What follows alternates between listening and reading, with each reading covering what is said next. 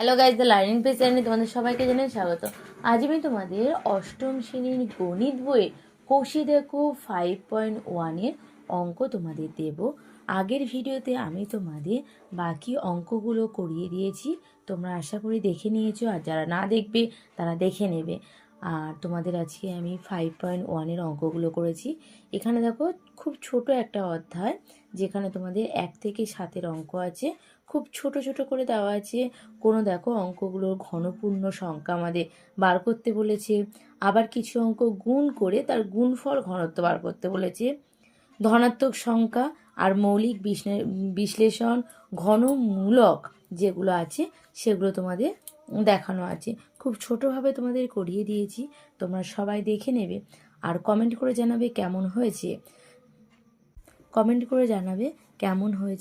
আর যেটা তোমরা বুঝতে পারবে না সেটা জানাবে।